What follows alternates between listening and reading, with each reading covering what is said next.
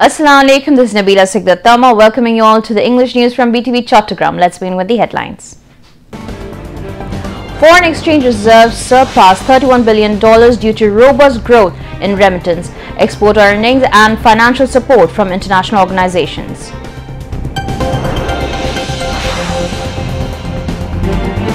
Election Commission fully prepared to deal with any challenges as AI and social media major ones in 13 national elections.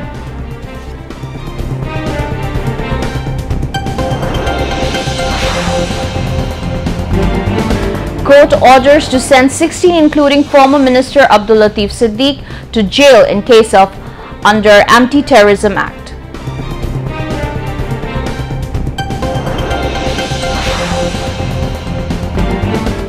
"61 including 19 waiting for 8 killed in Israel attacks across Gaza.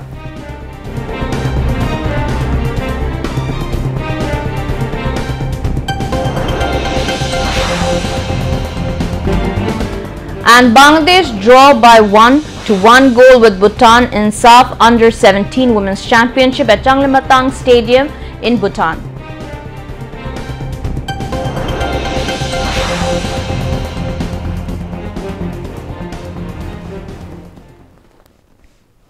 Viewers, those were the headlines. Now moving on to the details.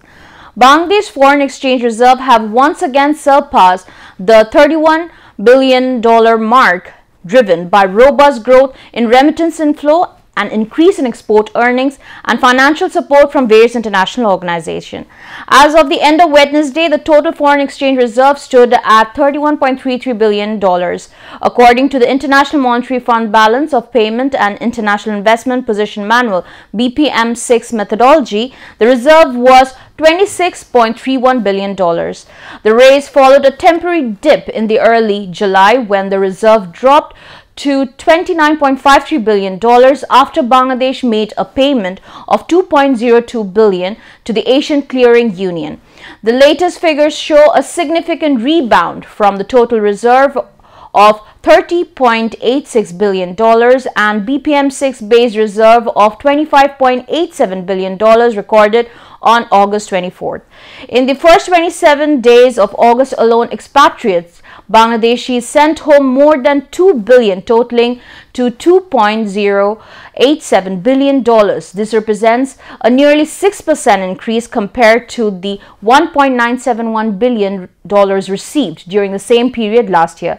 The positive trend in remittance have been consistent since the political changes in Bangladesh in August from last year, with some months even seeing inflows exceeding $3 billion. The increase of remittance is attributed to a reduction in illegal money laundering and hundi system, as well as a more stable exchange rate for the US dollar through official banking channels. The central bank's data indicates that from August 1st to 27th of the current year, remittance amounted for $208.7 million, an increase of $11.6 million compared to the same period the year earlier. This steady inflow, along with the growing exports and international loan assistance, continues to strengthen the country's financial position.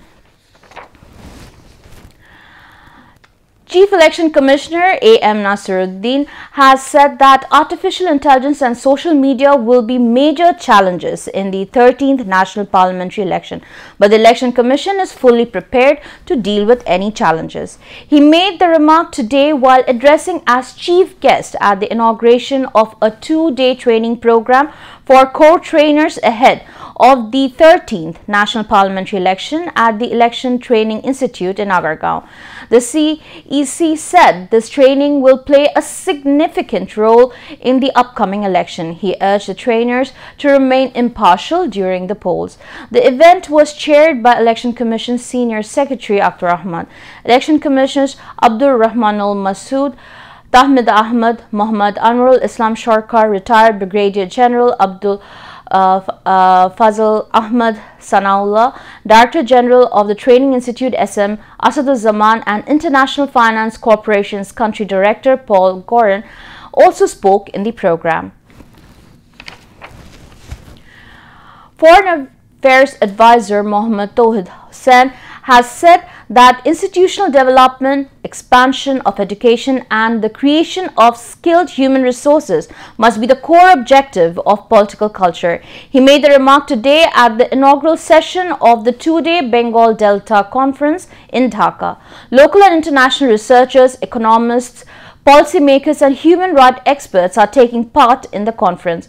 Dr. Mushtaq H. Khan, economist at SOAS University of London, Professor Dr. Mazli bin Malik, Chairman of the International Institute of Islamic Studies, Niaz Ahmad Khan, Vice Chancellor of the University of Dhaka, Dr. Deepak Gewal, former Minister for Water Resources of Nepal, along with others, spoke on the occasion. The two-day conference will feature sessions on river-based activities, economic strategies, political changes and reform processes.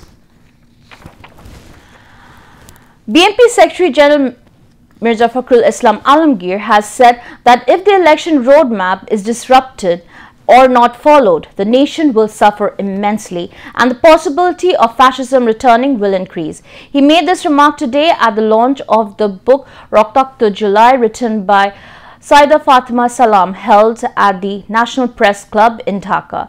The event was presided over by BNP Chairperson Advisor Poet Abdul Shikdar, while BNP Acting Chairman Tariq Rahman's advisor Dr. Mahdi Amin also addressed the program.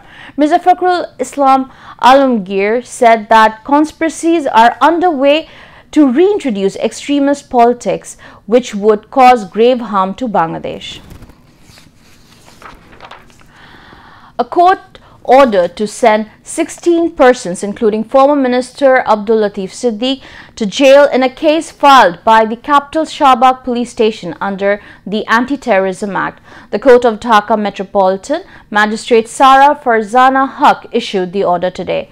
The other accused in the case are Dhaka University Professor Sheikh Hafizur Rahman Karjon, Muhammad Abdullah Al-Amin, Manzurul Islam, Qazi Etim Anisur Rahman, Ghulam Mustafa, Muhammad Muhimul Islam Ilyas, Muhammad Zakir Hussain, Muhammad Tashfil Bari Khan, Muhammad Amir Hussain Shumon, Muhammad Al-Amin, Muhammad Nazmul Ahsan, Syed Shahid Hassan, Muhammad Shafiqul Alam Delwar, Dewan Muhammad Ali and Muhammad Abdullah Ali Qayyum. They were produced in court earlier this morning when the investigating officer of the case and Shahbag Police Station Sub-Inspector Tawfiq Hassan petitioned to keep them in jail. The petition said Abdul Latif Siddiqui was actually delivering speeches using the banner of March 71 to destabilize the country through armed struggle, conspiring to overthrow the current interim government and inciting others present. For his conspiratorial speech, the people present surrounded them and shouted slogans calling them Awami fascists. They committed the crime of conspiracy, incitement to destabilize the country and overthrow the current interim government as mutual helpers. The case is under investigation, the petition added. The petition also said in such a situation, it is absolutely necessary to keep them in jail until the investigation of the case is completed and the names and the addresses of the accused are verified. In addition, a petition will be made to get the accused on police remand for extensive and intensive interrogation at a later time in the interest of investigating the case. Later, lawyer Farzana Yasmin Raki and others representing the accused applied for bail. On the other hand, state lawyer Muhammad Shamsuddoha Shumon opposed the bail petition. After hearing both sides, court rejected the bail and ordered to send them to jail. Now, international news. At least 61 people have been killed in Israel attack across Gaza since dawn on Thursday, including 19 aid seekers, as residents reported intensified military bombardment of the eastern and southern neighborhoods of Gaza City. The Israeli military has been preparing to take Gaza City, the enclave's largest urban center, despite international calls to reconsider the move over the fear that the operation would cause significant casualties and displace roughly 1 million Palestinians sheltering there. United Nations Secretary General Antonio Guterres was among those criticizing the campaign, saying on Thursday that it signals a new dangerous phase in the war. Expanding military operations in Gaza City will have devastating consequences. Hundreds and thousands of civilians, already exhausted and traumatized, would be forced to flee yet again, pushing families into even deeper peril, he said, calling for accountability for the endless catalogue of horrors. This must stop, he said, adding that the catastrophe in the enclave was the result of deliberate decisions that defy basic humanities. In Gaza City, residents said families were fleeing their homes and most were heading towards the coast as Israeli forces bombarded Shujia, Zaytun and Sabra neighborhoods. No building remains standing in the southern part of Zaytun as the Israeli ground operation has demolished more than 1,500 homes, according to Gaza's civil defense agency. Kyiv was bombarded overnight by Russia's second biggest aerial attack since its full-scale invasion of Ukraine, with at least 21 people killed, including 4 children, according to officials.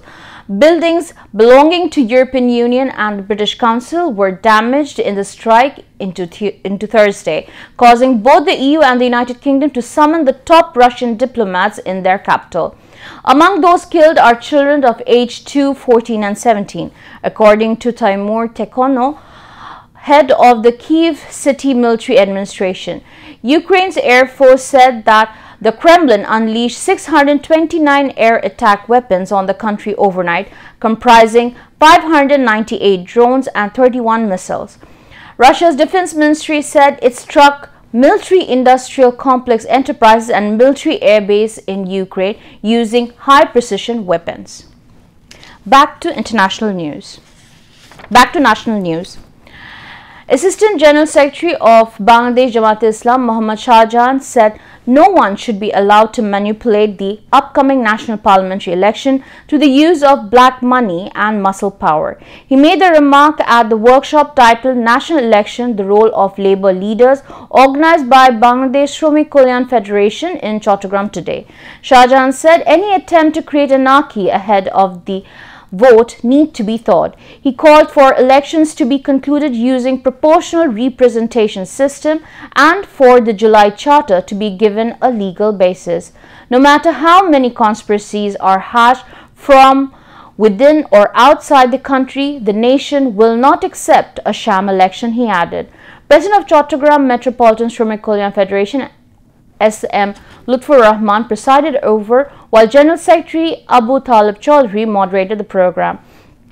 Acting Amir of Chattogram Metropolitan Jamaat Nozrul Islam, Professor Rafiqul Zaman Ruman, Organizational Secretary of Chattogram Metropolitan Jamaat Principal Shamshuz Zaman Hilali, among others, were present.